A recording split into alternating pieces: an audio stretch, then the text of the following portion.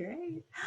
Hi, welcome. It's Gitanjali here from High Definition You, and today I have the most wonderful Erica Schwartz with me. Erica, welcome. Tell us a little bit about who you are and what you do in the world.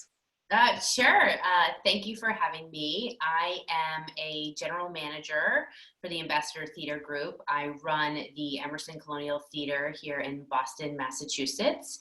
And I'm also an independent theater producer and have several shows on Broadway and have had several shows throughout my career. We'll talk about Hamilton later, shall we? Sure. Why not? Yeah. Tell me a little bit about what did your life and your work look like before we started working together? What were you struggling with?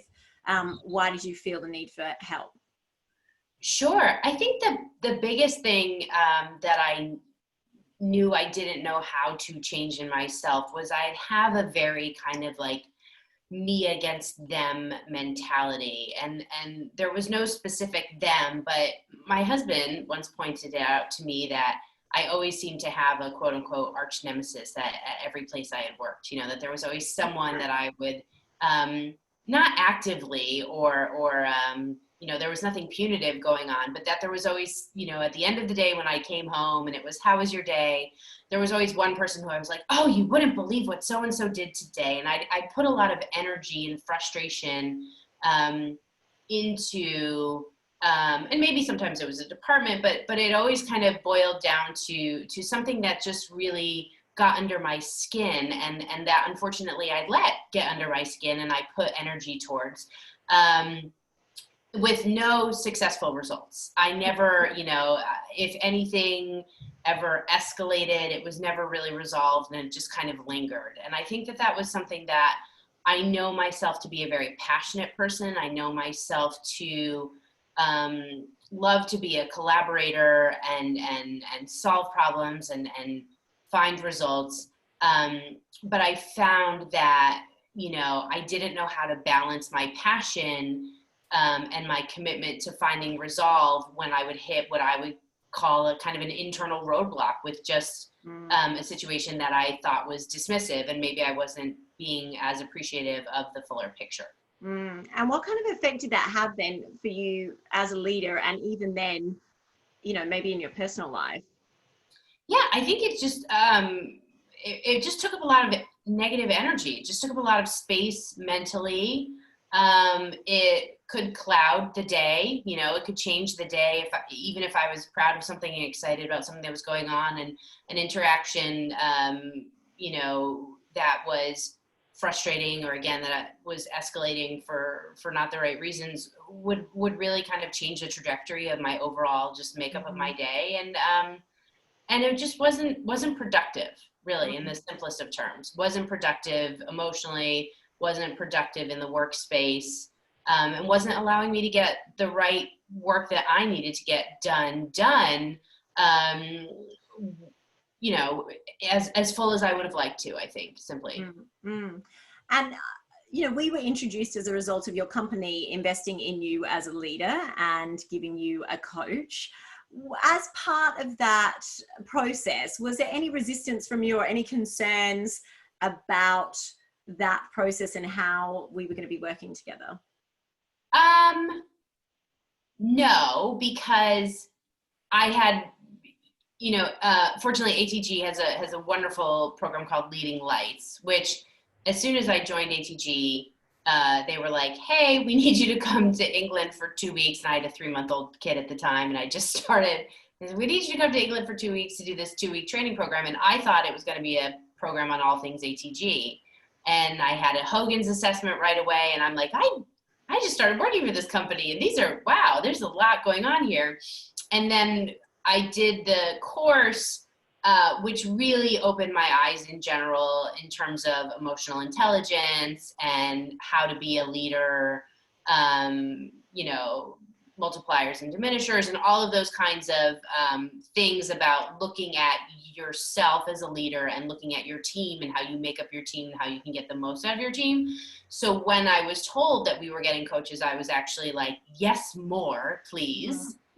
Because I immediately saw the benefits just within myself, whether or not there was any large, gaping, a huge outward change, I couldn't say, especially because I was transitioning and hiring a new team, because I was the first employee hired here.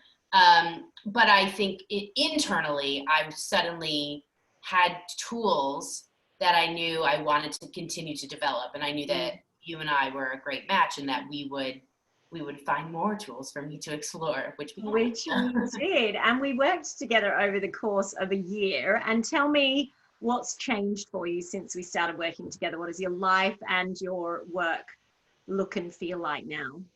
Yeah, I would say I still work in a very high intense, ever evolving daily life. So I'm also, as you and I discussed at length, I'm a working mom, I'm a wife, and then I run essentially, ATG basically says we're each CEOs of our own venue. So I'm a CEO of a venue here in a very robust and competitive market with a lot of nuances. And I interact as well with a lot of Broadway productions and high level, shows with a lot of high stakes going into them when they come to the Colonial. So there's a lot of balls in the air. I think for me, the biggest change is just how I frame everything, which sounds like a simple statement, but it's a very grand statement in that I'm much more able to say, okay, well, if I do this, what's the worst that can happen? And what's the best that can happen, which is something we've gone over a lot. I'm better at delegating because I have to be. I used to, I alluded to this earlier, I love solving problems. And too often I would solve everyone else's problems. And, immediately, if someone said to me, hey, we're having a concern about this, I'd just pick up the phone or shoot off an email and say, oh, I'll handle it. But number one, that was just adding more work to my own plate. And number two, that wasn't letting my team build their own problem solving skills. So I think through our work, you really helped me be firm in what I was going to take on and what I wasn't going to take on, saying no, which is really hard for me, but just constantly kind of having your voice in my ear of, do you need to be the one doing this? What do you now, I remember early on you had me draw kind of myself and my direct reports and my indirect reports and the lines and the connections and how many people am I actually, responsible for, and could I put more people in between? And I think it, mapping things out that way and just understanding how each thing you say yes to is something else you're saying no to, which we talked about as well. But then also in my conversations with my staff, using the same skills and tools that you've given me, asking them the question of, using a more coaching style with them as opposed to solving or creating a potential solution. It's more allowing them to arrive at an answer for themselves that works for them, which may not be the way I would have solved something either, but they have to be the one to get through or to advance their issue. And that was really eye-opening for me. And it was also really eye-opening and frustrating too when there were employees of mine who have not been exposed to coaching yet or to our leadership philosophy and seeing their resistance. And I'm sitting there going, oh, I know exactly how they're feeling because that was me not so long ago. But to understand and to be able to look at things with a much more less emotional and more neutral perspective in terms of evaluating the consequences or the benefits, right? And then it's not emotional, it's not personal, it's not going to come home with me as something that ruined my day. It's, here's what the situation is, here's how we can do it. Can I ask a question? Can I find a way through this? That's simply towards the goal and not personal. It's not about the emotion of it.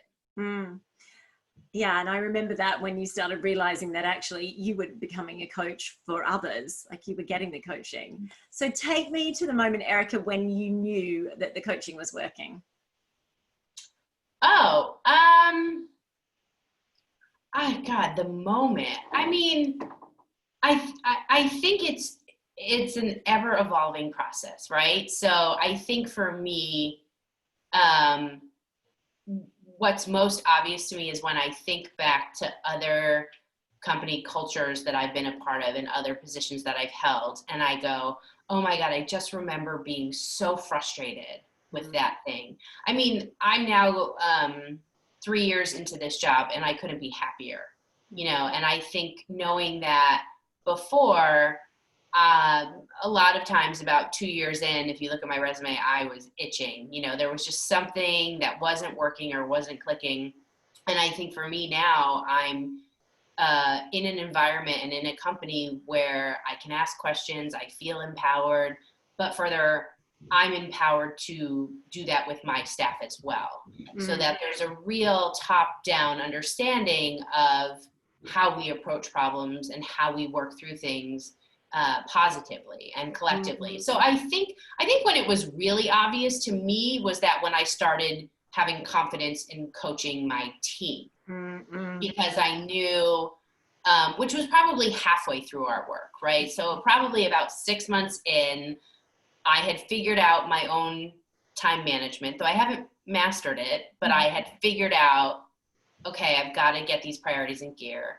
I had better started that's not a sentence. I had better created a system for delegating effectively, and checking in. I think that's important too, that I was delegating, but I was constantly checking in with the folks that I was delegating to make sure they weren't overwhelmed. Simple things too, just in the reframing of questions, as opposed to, just looking at things from the perspective of having more compassion, which sounds interesting because I'm a very compassionate person, I think. But understanding, if an employee would come to me and say, well, so-and-so hasn't done this yet. And I'd say, okay, well, let's not get so emotional about it. Perhaps something's come up in their world. What's a good way to check in? Or is there something else that you can do to get the answer you're seeking or whatever? So finding that when those moments started happening pretty naturally to me, I was like, oh, I didn't even know, I just pulled up a coaching question. It just came right out of me. So I think that was the real turn of events for me, that, like they say, you have to get your own house in order first. And then once I had confidence there, I was able to really continue that work, always continuing that work in myself, but then also really doing more with my team. And what was it then about the way that we worked together that allowed you to get those results? Well, I think the biggest, obviously, is you held me accountable all the time, which was great. Because just like anything in life, you need someone there, whether it's a trainer or a spouse or a friend, to remind you of the goals and the things that you want to achieve. So I think you listen very intently. I learned a lot about listening because you are very good at immediately knowing what my own, whether it was self-deprecating or whatnot, catchphrases were. You keyed into those very quickly, and anytime I would say them, you would immediately go, you would pipe in and say, no, and so many things are just natural to us that we don't even realize that we're doing it until there's someone there to break the habit, right? So that was incredibly helpful, and it was little things. I tend to say the word fine a lot. You notice that right away. No, things are not fine. How are things, right? Let's fine was a throwaway for me. Oh, it's fine. It's not fine, right? So that was a good point. And then, again, I think understanding that coaching goes both ways, right? It's not just for, my team and the people who report to me, but it's also helpful for me with the people I report into. and that there's an environment where I'm not so concerned about asking a question and what will the ramification be, but that when you do it from the perspective of looking for a positive result and really working together, what you're actually doing is you're creating more of a trust, which of course is one of the, biggest tent poles of leadership. So I think it helped me really kind of see that in a, it sounds cheesy, but to leading to better teamwork, on all sides, really. And as part of that process, what really surprised you or delighted you with the coaching that you received? Just how it's such a mind shift that like you can achieve it, that you can get from a place of, I don't know my way through this, and this is so frustrating, and this is just tension building, escalating, to, oh, I see there's something that could be building here. How do I do that? And I think now, it's even fun. Like I use it even with my family, or I use it with, my husband, or I'm saying that quietly, I'm home. But just, there are just ways of looking at things that is so much more open, and there's almost a calming effect that I have in my daily life, because when a situation is brought up, I used to go, okay, if someone goes here, I'm going to go here. And now I'm like, oh, they're going here. How do I, even like when you call the insurance company and they're questioning a bill or something, and it can so quickly get like very frustrating, and I'm going to call their supervisor, whatever. I don't know, you just, and now I'm like, okay, how can I approach this? How can I get a best result? What are the tools that are going to help me? Who might be able to help me? What are things I can ask? How might I ask it that might achieve a better result, right? It's all of those kinds of, not the why questions, but the who, the what, the where, the how, so that it never gets to a point where you're starting to feel your heartbeat, because there's no reason for anything to really ever get there. Really, it's just a more pleasant way of going through life. And I mean, that is just such a big part of the transformation that I've seen you make as well. So if there's people that are watching this, Erica, and someone's thinking about investing in coaching with me, and they're being inspired by your level of calm and emotional intelligence and focus, there's a little one coming in the back, and your ability to, hello. You go away. I love you.